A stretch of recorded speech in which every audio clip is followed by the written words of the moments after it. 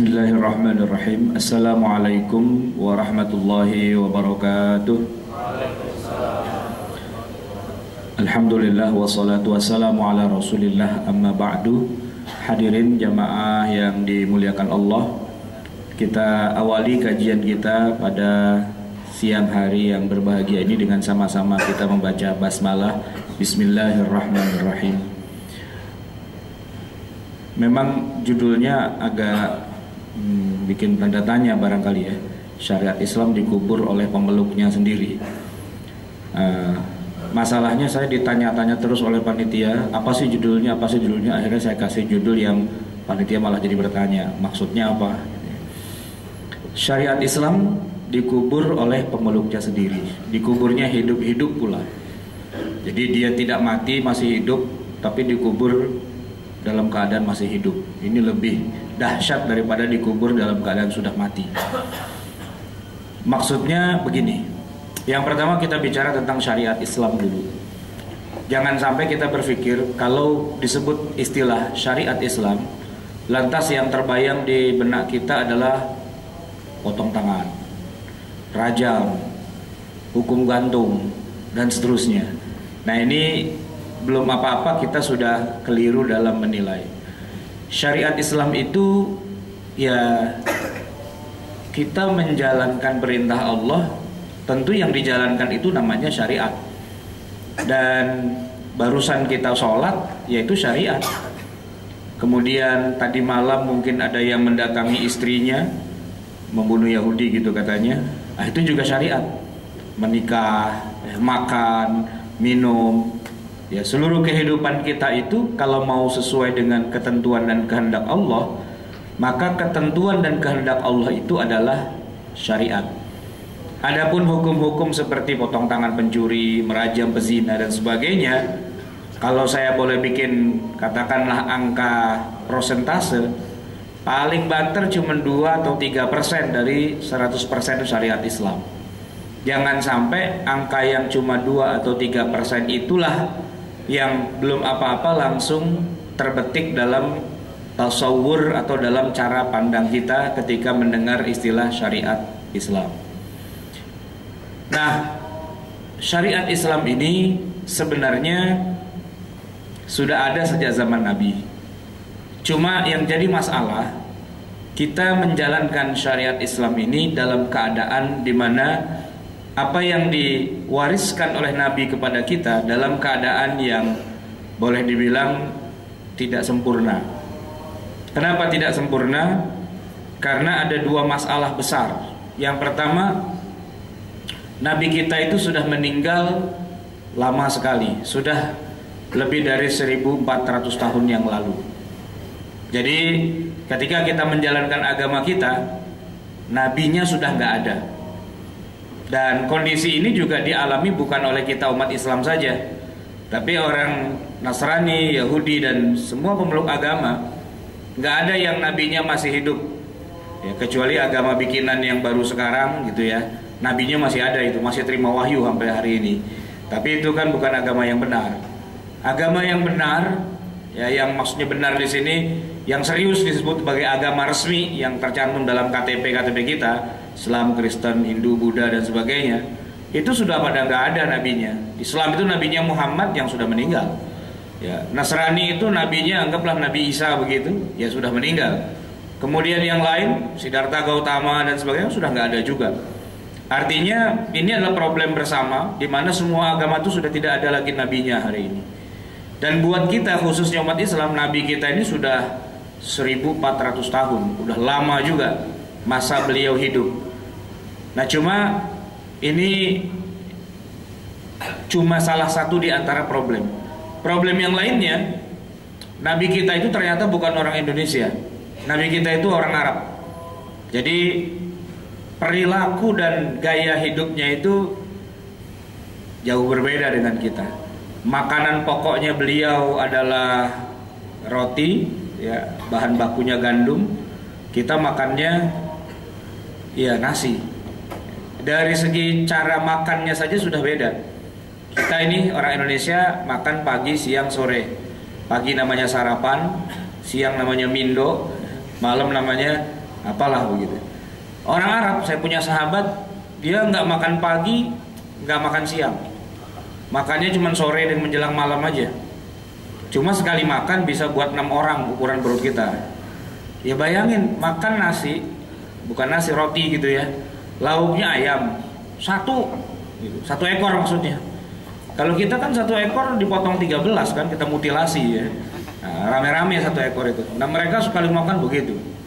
Ada saya pernah diundang di Madinah, orang Arab mengundang kita, saya dengan beberapa teman berempat lah datang ke rumah salah seorang syekh kita. Di sana kita disediakan makanan mereka, kambing, potong kambing lah ceritanya. 1 ekor kambing itu buat kita makan berempat, 1 orang 1 paha.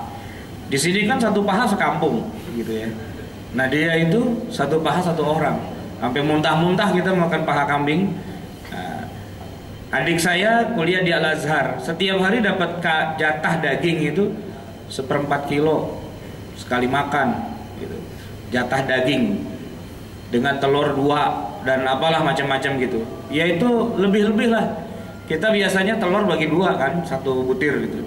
Nah mereka seperti itu cara makan. Artinya apa? Dari segi budaya, cara kita makan dengan orang Arab makan tuh sudah jauh berbeda. Nah Rasulullah itu kebetulan bukan orang Betawi, dia nggak doyan semur jengkol, ya, nggak doyan dia yang namanya bubur ayam dan sebagainya, bukan makanan dia. Beda dengan kita. Maka Rasulullah Shallallahu Alaihi Wasallam sebagai sumber syariah dengan kita itu punya perbedaan besar yang paling utama 2 tadi saya bilang. Pertama ada kendala jarak waktu, di mana kita berbeda abad, 14 abad kita dengan beliau. Nah yang kedua, jarak budaya, karena letak geografis kita jauh nih ya. Kalau kita naik pesawat yang komersial, Jakarta Jeddah itu paling enggak kalau kita terbang non-stop bisa sampai 8-9 jam non-stop gitu. Jadi jauh sekali jarak antara kita dengan Rasulullah SAW. Nah sementara kalau nabi-nabi yang lain itu kan diturunkan hanya untuk kaumnya saja, untuk zamannya. Jadi nabinya meninggal ya sudah, risalahnya selesai. Zamannya sudah nggak berlaku untuk zaman-zaman berikutnya. Begitu juga pemeluknya, nggak perlu disebar-sebarkan ke seluruh dunia. Cukup buat bangsanya itu saja. Makanya orang-orang Yahudi, ya sampai hari ini kita nggak usah khawatir dengan penyebaran agama Yahudi. Kenapa? Orang Yahudi itu tidak mau menyebarkan agamanya. Sebab buat mereka yang namanya agama itu milik ras mereka saja, milik ras mereka. Jadi kalau sekarang ini ras Yahudi di dunia katakanlah jumlahnya ada sekitar 15 juta, ya mereka hanya akan mengajarkan agama itu khusus buat agamanya saja, tidak ekspansif, tidak ingin mengajarkan agama itu buat orang di luar Yahudi. Kalaupun ada yang diajarkan, kelasnya kelas cere, kelas 2 gitu, nggak berlaku hukum-hukum tertentu buat Yahudi-Yahudi yang kulitnya hitam kayak kita begini, ya Yahudi Melayu gitu, nah itu nggak berlaku.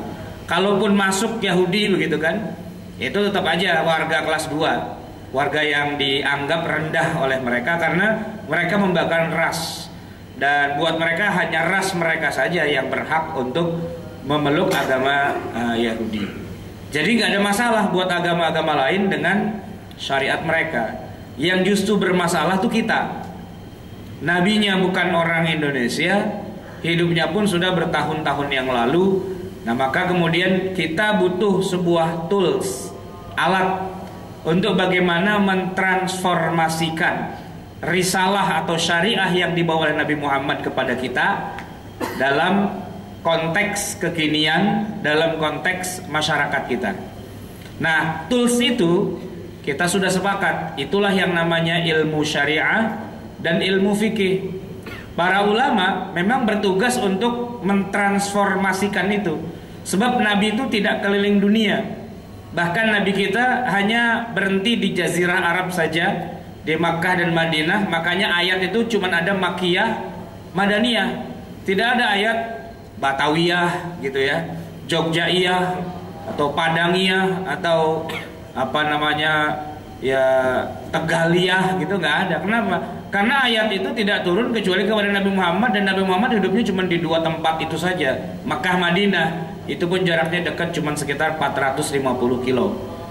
Tapi syariat Islam tidak hanya untuk orang Mekah, tidak hanya untuk orang Madinah, untuk orang seluruh dunia sampai akhir zaman. Nah, bagaimana mentransformasikan esensi dari syariah itu? Toolsnya adalah ilmu fikih dan ilmu syariah. Para ulama yang merupakan ahli waris Nabi itulah yang kemudian membuat atau mengkodifikasi syariat Islam itu, yang kita kenal dengan bahasa sehari-hari disebut dengan ilmu fikih. Sederhananya ilmu fikih itu begini. Tidak semua orang kan mampu memahami ayat Al-Quran. Tidak semua orang mengenal ilmu hadis. Memang sih Nabi bilang, peganglah oleh kamu dua masalah yang utama, ya, dua perkara utama, yaitu Quran dan Sunnah. Selama kamu berpegang pada keduanya, kamu tidak akan sesat selama-lamanya. Tapi kita orang Indonesia baca Quran nggak paham juga apa terjemahannya, apalagi hadis, boro-boro. Ya kan, kalau saya boleh tanya nih di antara kita, siapa yang punya kitab hadis lengkap Kutubus Sittah di rumahnya? Ada nggak? Nggak ada. Paling kita punya kitab terjemahan hadis, ya kumpulan beberapa hadis gitu saja. Sahih Bukhari, Sahih Muslim mungkin ada, tapi yang lain-lainnya kita nggak punya. Tafsir Al-Quran pun juga jarang-jarang di antara kita yang punya, kecuali ya Mushaf Al-Quran, itu pun juga hadiah dari Kedutaan Besar Saudi Arabia, gratis lah gitu ya, atau terjemahannya gitu. Tapi sebenarnya esensi dan isi dari Quran dan Sunnah ya memang tidak mudah untuk difahami begitu saja oleh kita. Nah, disitulah peranan para ulama, para fuqaha ketika mereka melahirkan ilmu yang memudahkan kita. Kan kalau ada orang masuk Islam, tadinya orang Kristen, baca 2 kalimat syahadat, masuk Islam. Begitu dia syahadat, taruhlah syahadatnya habis zuhur gitu ya, sekarang ini dia syahadat, otomatis dia wajib segera mengerjakan sholat zuhur. Tapi bagaimana tata cara sholat zuhur? Kita kasih Quran, kita kasih kitab hadis, sampai besok pagi, sampai botak dia nggak bisa sholat. Kenapa? Karena Quran dan hadis itu tidak ada menjelaskan secara mudah, ringkas, rinci tentang bagaimana sholat. Nggak ada. Bukan nggak ada sih, nggak bisa merumuskannya. Kenapa? Karena ayat Quran itu luas, bahasanya nyastra. Orang baru masuk Islam nggak bisa otomatically dia langsung menyimpulkan, oh sholat itu kalau zuhur 4 rakaat, kalau asar 4 rakaat, kalau kentut batal, kalau mau sholat harus wudhu dulu. Itu tidak sesederhana itu bisa kita ambil kesimpulan dari Quran dan Sunnah. Nah, oleh karena itu tools yang memudahkan itu semua ada dalam ilmu fikih.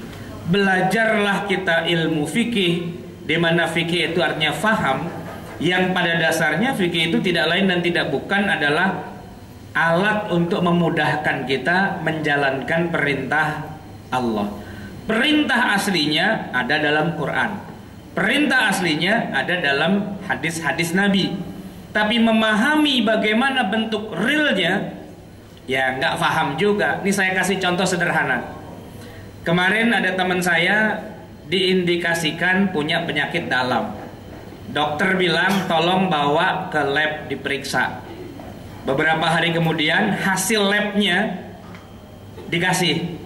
Terus dia baca hurufnya pakai huruf Latin, A, B, C, D, E, F, G, H, I, J, begitu biasa. Tapi dia nggak paham. Dia bilang sama dokter, dok, ini kalau begini maksudnya apa dok? Gitu. Dokternya bilang, ente buta huruf? Enggak sih, Anda bisa baca. Ya udah baca aja itu. Tapi saya nggak paham maksudnya apa. Katanya bisa baca. Nah, masalahnya bukan sekedar orang bisa baca, lantas bisa mengambil kesimpulan dari hasil laboratorium. Yang bisa baca hasil lab itu siapa? Dokter. Kalau dibilang HB-nya sekian, ya kan? Atau tensinya sekian, itu berarti apa? Apakah sakit atau tidak? Itu nggak paham juga kita sebagai orang awam. Istri saya kemarin masuk rumah sakit mau melahirkan di USG, ultrasonografi. Saya lihat di layar gitu ya, nih lagi bayinya lagi dalam perut lagi begini. Saya lihat dengan dua mata kepala saya, tapi saya nggak paham. Dokter di samping saya tanyain terus, kalau ini apanya dok? Oh ini kepalanya. Kalau ini, oh ini jarinya. Kalau ini, gitu. Untungnya dokternya itu tahu bahwa saya orang awam.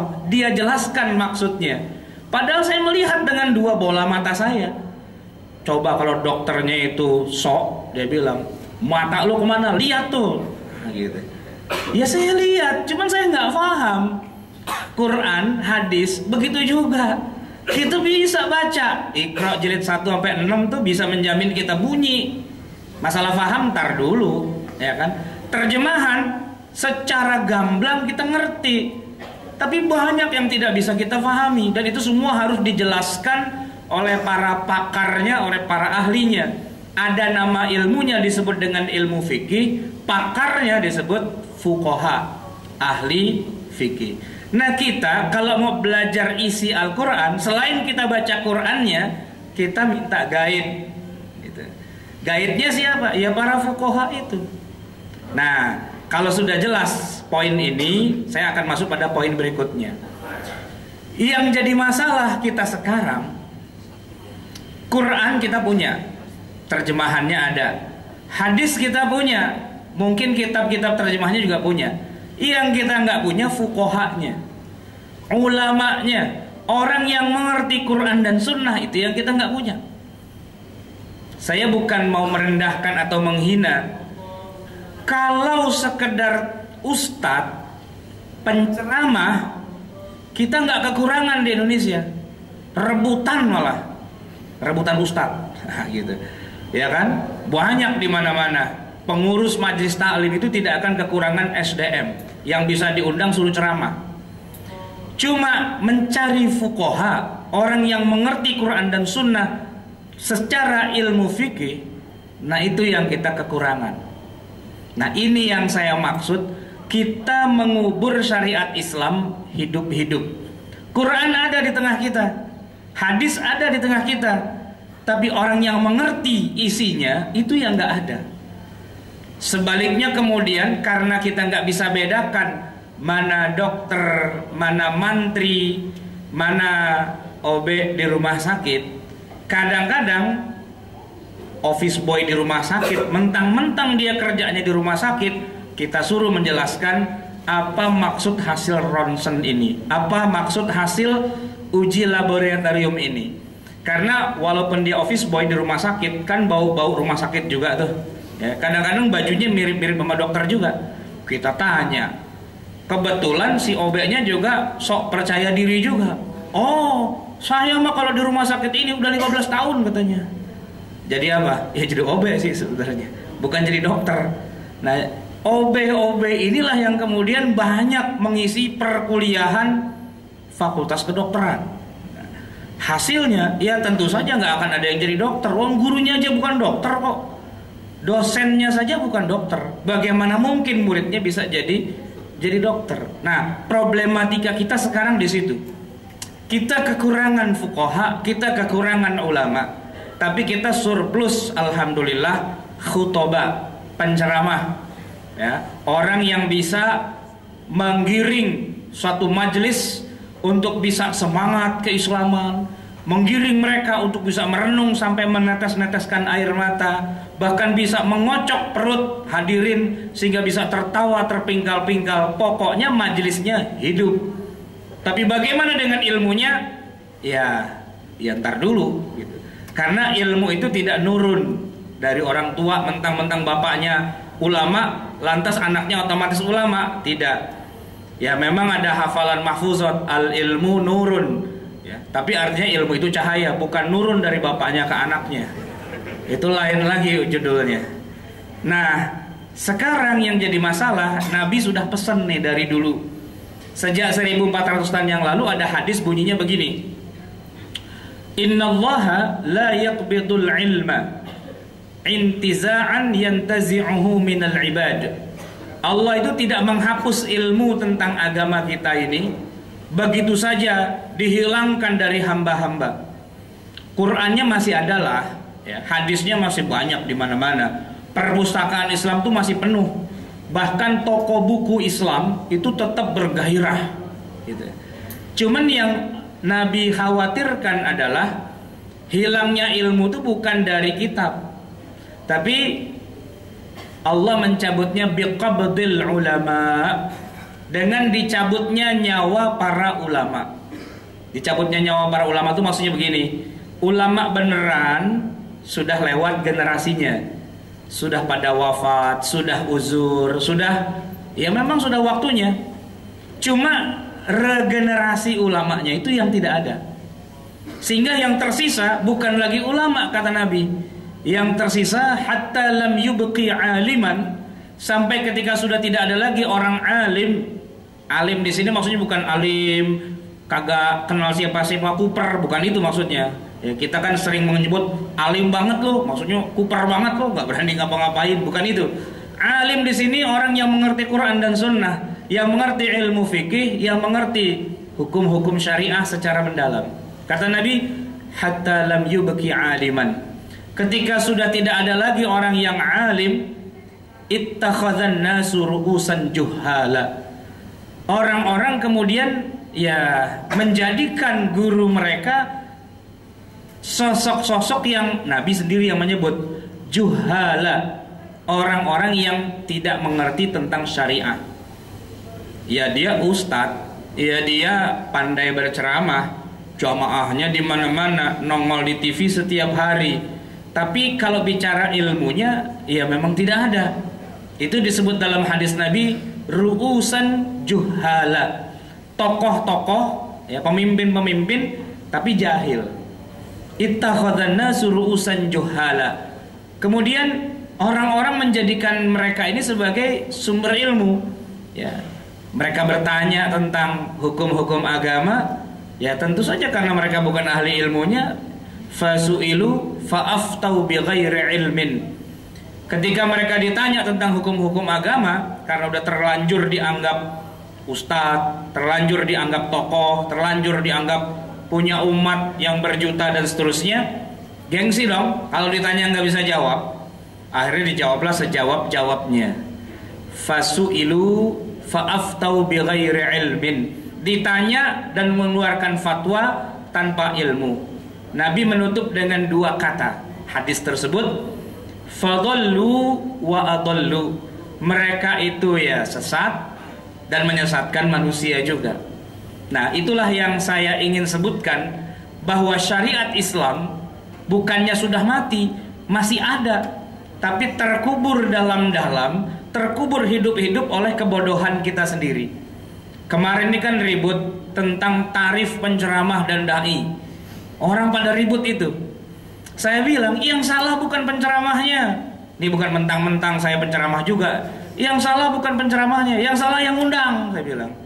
Kenapa orang nggak punya ilmu diundang? Gitu kan? Iya, mestinya kalau emang mau belajar ilmu agama itu kan banyak cabang ilmunya. Dalam Quran saja itu banyak cabang-cabang ilmunya. Ada ilmu tafsir, ya kan? Ada ilmu qiraat. Ya, qiraat Quran itu ternyata macam-macam. Ya, ada yang saya pernah sampaikan di sini juga. Ada orang baca wadduha, ada baca wadduhe, dan seterusnya. Itu ada ilmunya, nggak sembarangan itu. Baru Quran, belum hadis. Ada ilmu tentang ikhtilaful hadis, ada ilmu tentang al-jarh wa ta'dil dan sebagainya. Fikih juga begitu, usul fikih juga banyak. Nah, kalau kita mau belajar, kita harus pastikan yang mau kita pelajari bidang studinya apa, ya kan, levelnya apa. Terus kita cari narasumber ya yang ahli dalam bidang itu. Nggak mungkin kan kita belajar berenang, ya kita panggil tukang sulap, nggak mungkin lah gitu. Tukang sulap kita suruh ngajarin kita berenang, dia saja kita ceburin ke kolam, gelepek-gelepek tenggelam. Bagaimana mungkin kita mau belajar sama orang yang kemampuan berenangnya pun tidak ada? Ini kalau sampai terjadi kursus renang diajar oleh tukang sulap, yang salah tuh siapa? Tukang sulapnya apa yang mau belajar? Ya yang mau belajar lah, salah milih guru. Nah, begitu kan. Nah, cuma yang jadi masalah di tengah masyarakat kita yang namanya pengajian, majelis taklim dan sebagainya, memang susah dibedakan antara itu belajar ya sebagai sebuah tuntunan sama itu hiburan sebagai sebuah tontonan. Nah, gitu. Itu yang susah dibedakan. Sebab kalau ustadznya kepinteran, profesor, doktor apa dibilang apa, biasanya kalau ceramah bikin ngantuk. Ya, yang dengar tidur semua, khusyuk semua gitu kan. Begitu tanya apaan, wah baru bangun. Nah, gitu. Kenapa? Ustadznya kepinteran sampai kita semua tenang semua tidur kan begitu. Tapi kalau yang maju ke atas adalah pelawak, memang bakat alaminya ngelawak gitu. Dari awal sampai akhir jamaahnya terpingkal-pingkal. Biasanya pesan jamaah, kalau bisa diundang lagi deh yang kayak gitu, enak, seger katanya gitu. Nah, ini ngaji mau seger-segeran atau mau belajar? Di Indonesia susah membedakan hal itu. Dan saya termasuk yang nggak suka dengerin pengajian yang ngantuk gitu. Saya sukanya ya kalau bisa sih penceramahnya yang tukang lawak sekalian gitu. Dari awal niatnya mengelawak. Kenapa? Kita nggak akan tidur. Ilmunya sampai apa enggak, itu nomor 27 lah gitu kan. Yang penting lucu dan segarnya itu dulu. Itu sudah menjadi kebiasaan kita. Ya, sudah masuk dalam alam bawah sadar kita. Akhirnya standarisasi ustadz itu berdasarkan tingkat indeks kelucuan. Makin lucu dia, makin tinggi amplopnya, dan makin tidak lucu, makin ngantuk. Nah, itu makin jarang-jarang diundangnya. Itu kenyataan, tapi bukan di sini. Kalau di sini mah lain ya. Itu di daerah Tanjung Priuk, Cilincing, sonoan lagi itu yang begitu, ya kan? Yang kalau di sini mah, wah ini ahli ilmu semua nih, fuqaha semua, gitu ya. Nah, nggak butuh dengan ngebanyol dan ketawa-ketawa lagi. Nah, ya saya kira tidak ada salahnya orang bikin pengajian isinya lucu-lucuan, isinya mantan pelawak, mantan artis dan sebagainya. Nggak ada masalah, nggak ada salahnya. Sebab bisa jadi setiap orang itu kan kemampuan pencerapannya itu kan beda-beda, ya kan? Level ilmunya juga beda-beda. Ya. Makin segar sebuah pengajian, ya biasanya makin banyak peminatnya dan makin mati suasananya, ya lama-lama habis muridnya. Ya, saya punya guru seorang kiai, ilmunya mah dalam, kitabnya aja banyak banget di rumah, ya kan? Banyakan kitabnya daripada rumahnya, gedean kitabnya, di mana-mana ada kitab gitu. Tapi kalau beliau ngajar memang pada tidur gitu. Dan biasanya sebelum mulai pengajian dia bilang terburu-buru, terbirit-birit. Ada apa Ustadz? Begitu. Ada guru nggak ada murid katanya gitu. Muridnya tinggal 2 gitu kan. Udah tua lagi dua-duanya. Yang satu meninggal, tinggal 1 udah. Gitu. Itu yang sering kejadian. Padahal kalau bicara ilmu, luar biasa ilmunya. Cuma barangkali kurang dipoles kemampuannya dalam hal menyampaikan sehingga tidak menarik gitu. Sementara yang satu lagi emang nggak pernah ngaji, kecilnya tukang mabok, saya tahu persis gitu kan. Emang preman dia gitu. Kebetulan alhamdulillah insaf. Dan memang pintar ngebanyol, pintar ngebodor, pintar ngelawak. Dipakein baju ustadz, keren juga lo jadi kayak ustadz. Kita angkat dia ceramah, seger, 2 jam orang nggak ada yang ngantuk, ketawa semua. Besok-besok pesanan beruntun datang terus gitu kan. Saya bilang ini sebuah kesempatan, tapi sekaligus juga sebuah ancaman. Kenapa kesempatan? Kesempatan karena kemampuan ente sebagai ustadz itu sudah luar biasa, bisa mempengaruhi massa, bisa mengocok perut jamaah sampai pada sakit perut gara-gara terpingkal-pingkal ketawa. Tapi ini jadi ancaman juga. Kenapa? Karena kalau ente tetap dengan kondisi kayak gini terus nggak menambah ilmu, materi ente cuma muter-muter di situ doang. Jadi saya bilang silahkan bagi 2 ilmu ente, waktu ente. 1 untuk ceramah, 1 untuk ngaji. Saya bilang gitu. Dia bilang boleh Ustaz.